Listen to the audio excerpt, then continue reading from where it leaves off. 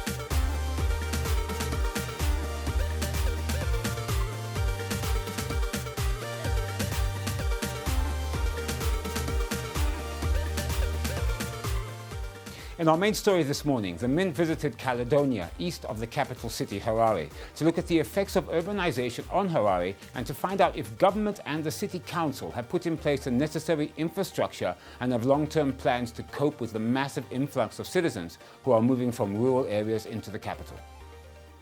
Housing shortages have been stalking Zimbabweans for many years now. The harsh economic situation that dogged the country for almost a decade made the situation worse as land prices and the cost of building materials were beyond many locals' reach, with only a few Zimbabweans in the diaspora being able to buy stands and start construction. Housing is an important issue that keeps many Zimbabweans, especially the urbanites, awake at night as they ponder what to do to own one. The Constitution of Zimbabwe speaks to this and states that the state and all agencies of government at every level must take reasonable legislative and other measures within the limits of resources available to them to enable every person to have access to adequate shelter. The Mint decided to visit Caledonia, a new sprouting suburb east of Harare, to understand what Zimbabweans are doing to build homes and also the effect of diasporans on the housing situation in Zimbabwe. Such a settlement is no surprise in Harare these days, given the recent rural migration to urban areas over the past few years, as the economic situation in the country forced rural people to seek their fortunes in the big cities of the country. People have flocked to Harare in droves for various reasons, more than quadrupling the Harare metropolitan population overnight. And just to be fair, migration in itself is just one issue when it comes to urban housing. Issues such as infrastructure development, such as roads, access roads, water and sanitation, and other social amenities are equally as important. Furthermore, how about schools, clinics, recreational facilities, and churches? And of course, we must include in that power and energy supplies. I have not even mentioned the prohibitive costs of house building materials such as bricks and cement. We spoke to some Caledonia residents about this issue. Takatanga kugara kuno ku 2015 ndo pandakatanga kugara kuno Caledonia. Tikuwakawo takapo no cooperative kuti tiwake. Saka takangoakawo pari zvino tangostika nenyaya yemari iri kunetsa. Haisi kubuda zvakanaka.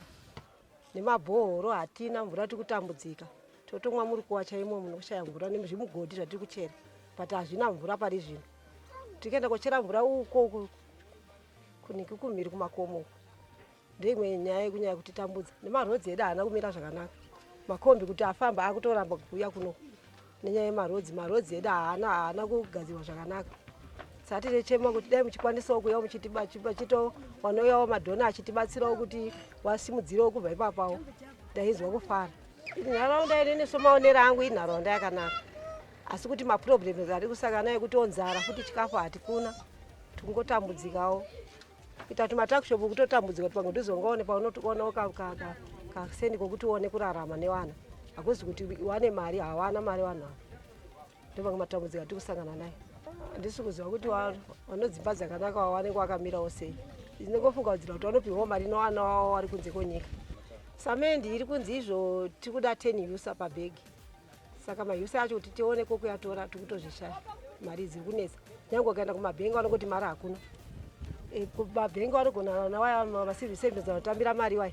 Vanogona kuti uyai katatu kana ka4 pasvondo. Achipuwa 100 pasvondo. Mari yekuti igone kuti itenge yusa kuti ndiwake hazvisi kubatana. Tangomirawo takadaro. Urbanization has taken its toll on all developing countries worldwide, and Zimbabwe is no exception. The government and local authorities have run short of service land or even land that is closer to existing infrastructure. Failure by government to meet the ballooning housing demand led to a colossal mushrooming of informal settlements, side buildings on existing stands, overcrowding in most high-density suburbs, unsanctioned connections of water, sewage and electricity, amongst other challenges. We used to have a slogan in Zimbabwe, housing for all by 2020, but this has since gone into oblivion. So what then becomes crucial is effective and adequate town planning. That's where the local councils step in. They need to create properly planned settlements, but more importantly, have a master plan to cater for city and town expansion for at least the next 25 years. Zimbabwe must still strive for houses for all, but it will take all of us as a nation to work together and pull in the same direction. I'm Andy Hodges, reporting for The Mint. Zimbabwe's biodiesel project may be set to benefit from a $12 million concessionary loan from IRENA's Abu Dhabi Fund for Development. The loan will finance the construction of a biodiesel plant, with additional Dastropa plants will be set out at Nyadateka Estate in Mudzi. The funding deal will likely be concluded during the ongoing 10th Assembly of IRENA in Abu Dhabi, which is being attended by Energy and Power Development Minister Fortune Chassi. Minister Chassi at the Assembly invited investors to Zimbabwe.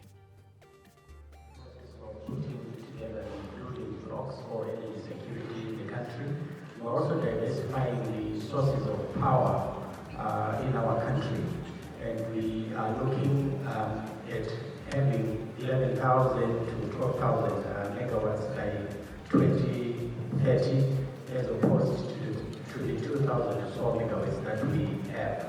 With respect to hydrogen, this is a very new area to us. We've got coal-based methane, which we're not able to use at the moment.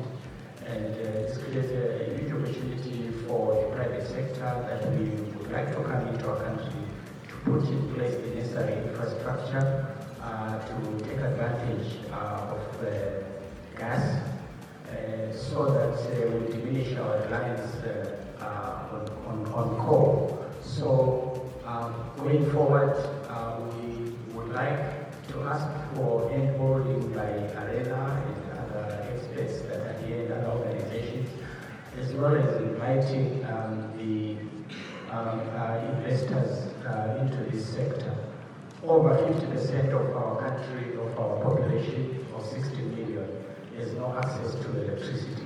So this, to us, is a huge opportunity for investors, and they must welcome. The International Renewable Energy Agency, IRENA, is an intergovernmental organization that supports countries in their transition to a sustainable energy future. IRENA promotes the widespread adoption and sustainable use of all forms of renewable energy, including bioenergy, geothermal, hydropower, ocean, solar and wind energy, in the pursuit of sustainable development, energy access, energy security, and low-carbon economic growth and prosperity. Zimbabwe is looking at renewables for upliftment of rural populations through alternative power sources. Power availability in rural areas will boost education and improve livelihoods. But the dream is to rely on renewables, especially solar, and the power needs to be specifically focused to excite economic activity, particularly in the rural areas. Education is vastly affected because kids cannot use computers because there is no power. And so we are looking at small grids planted around the country to enable power to be accessed by the rural population specifically. In 2017, the Energy Conservation and Renewable Energy Department in the Ministry of Energy and Power Development requested all parastatals under its jurisdiction to submit energy projects that were eligible for funding. Fine Engineering submitted the best viable project, and government facilitated this application for funding from IRENA in 2018. The funding, however, failed to materialize, as the guarantee from the Ministry of Finance and Economic Development, which was a requisite, failed to come on time. In a statement, the Ministry of Energy and Power Development said there is fresh possibility for the project's funding. Read the statement in part. Based on previous communication from IRENA, we have a fairly good chance to be announced and granted funding during the 10th Assembly. If otherwise, we will try again with additional projects. The $12 million loan will mainly be used to procure capital equipment for the biodiesel processing plant, develop the Nakadecha estate in Mudzi, and plant additional Jatropa plants. It has a repayment period of 20 to 25 years with a 5-year grace period on interest. The ARENA ADFD funds are available for approved small-scale renewable energy projects ranging from $5 to $15 million. The Minister of Finance, Professor Ngube, and the Minister of Energy and Power Development have both stated that improving power supplies is one of the key result areas for the government of Zimbabwe in 2020. Although the funding is not guaranteed, it shows that government is committed to expanding Zimbabwe's sources of power, which currently come mainly from hydroelectric and coal.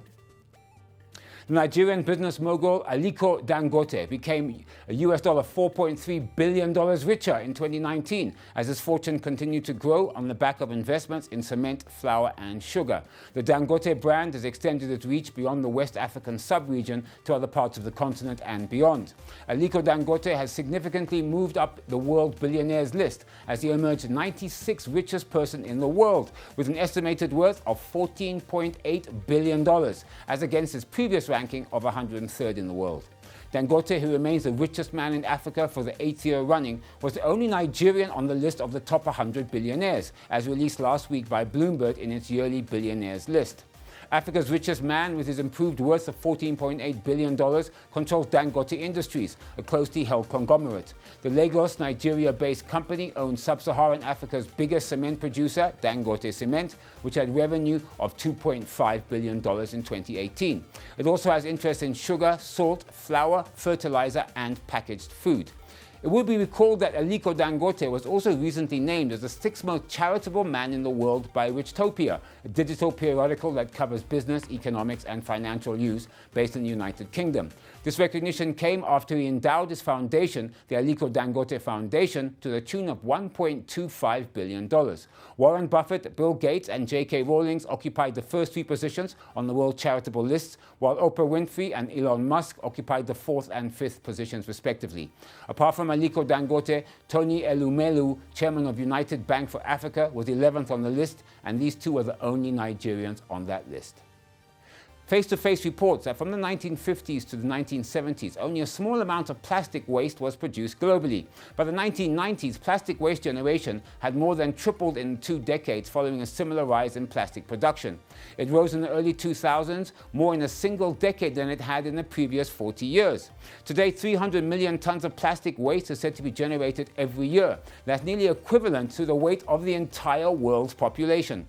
According to researchers, more than 8.3 billion tons ends up in the ocean every year, and if care is not taken, there will be more plastic than fish in the ocean by 2050. Most of the plastic in the ocean is said to come from the rivers, 90% from just 10 rivers, a study has shown. 8 of the rivers are in Asia: the Yangtze, Indus, Yellow, Haihe, Ganges, Pearl, Amur, Mekong, and 2 in Africa, the Nile and the Niger. At the recently held first Global Challenge in Dubai, a team of South Sudanese teenagers built a robot that could clean water bodies of plastics and other pollutants. The first global challenge to recover trash from the seas using robots is an annual international robotics and artificial intelligence competition held for the first time in Dubai to spotlight on the more than 8 million tons of plastics and other pollutants that make their way into the oceans due to human activity every year, killing marine life, affecting global populations. According to team mentor Richard Ring, the robot can be used to clean the Nile of plastic pollution, and the Nile is one of the 10 rivers contributing 90% of ocean plastic waste. The competition gave a voice to people who could do something about the problem. The South Sudan's robotic was established in February 2017 to move and urge South Sudan youth to embrace and study science, technology, engineering, and mathematics, STEM, as a way of solving real-world problems in the areas of agriculture, energy, and more. This is a fantastic example of how youth entrepreneurs are the future of new ideas and innovation. And as in South Sudan, it should be the same right here in Zimbabwe. China's textile industry, a sector that provides jobs to over 27 million people in both production and sales, will tap more growth seams in the economies related to the Belt and Road Initiative and improve garment makers' innovation capabilities to stay competitive this year, said a senior industry official, the China Daily reports. As participating countries are expected to sign the Regional Comprehensive Economic Partnership this year, China's textile industry must accelerate the adjustments of products, capacity and trade structure to better integrate regional development in the next stage, said Zun Rijie, president of the China National Textile and Apparel Council. The rise of emerging markets such as Vietnam, India and Bangladesh has also changed the division pattern of labor and trade in the global textile business, he said. Affected by weak demand from developed markets and the rise of protectionism, China's textile and apparel exports dropped 2.2% year-on-year to just over $232 billion between January and October 2019, data from Beijing-based CNTAC show. In the meantime, China's textile and apparel shipments to the US, the European Union and Japan declined 4.5%, 5% and 5.5% year-on-year respectively, while its total exports to countries and regions participating in the Belt and Road Initiative grew by 1.3%, and exports to Africa jumped 6.6% from the same period a year earlier. To improve the product value and tackle climate change, Sun said green textile products have already become the new trend in the textile industry. Since the fourth industrial revolution is still in its infancy and many technical applications are immature, Sun said the instability of certain new technologies can lead to higher initial investments and trial costs. For example, Adidas said in November that its 2 automated plants in Germany and the United States will soon shut down, and it will transfer the capacity to Asia. Ningbo Peacebird Fashion Company Limited, a Zhejiang-based multi-brand fashion company, plans to expand its global presence with more flexible branding strategies, international designers and innovation. The company's chairman said the firm will enter overseas markets such as Vietnam and Malaysia soon, after learning of local consumers' higher purchasing power and changing lifestyles. The business executive also found that crossover branding has become a hot term for many sectors. Sibanye-Stillwater has acquired a majority shareholding in DRD Gold in a deal the company described as creating an industry-leading surface mining partnership. The company, which last year concluded a $5.17 billion takeover of cash-strapped Lonmin, increased its shareholding in DRD Gold from 38% to 50.1%, and the option was exercised on the 8th of January 2020, following approval by DRD Gold shareholders in March 2018. By securing the majority holding in DRD Gold, a leading surface mining and processing company, we continue to create value for all stakeholders in line with our vision, said Sibanye CEO Neil Froneman in a statement.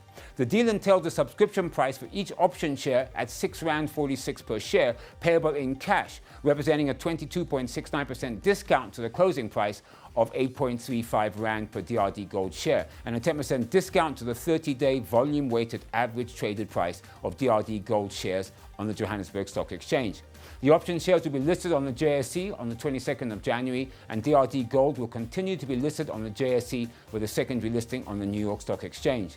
Formerly known as Sibanye Gold after its founding in 2012, with only gold assets, the company has over the years been on a massive acquisition trail, locally and abroad, and in 2017 diversified into platinum mining following a merger with US PMG firm Stillwater. In a production update for the 6 months to the end of December released last week, DRD Gold announced that it produced slightly more than 3 tons of gold from its 2 operations, Ergo and Far West Gold Recoveries. I'm Andy Hodges and you've been watching The Mint. Please follow us on our Facebook page, Zim Papers TV Network, our website, ztn.co.zw, and on YouTube under ZTN. Your comments are welcome via our Twitter handle @ZTN News and, of course, via Facebook. Join us here on The Mint every weekday morning at 6 a.m. Central African Time. Well, that's it. Goodbye. Have a profitable business day, and you all be safe.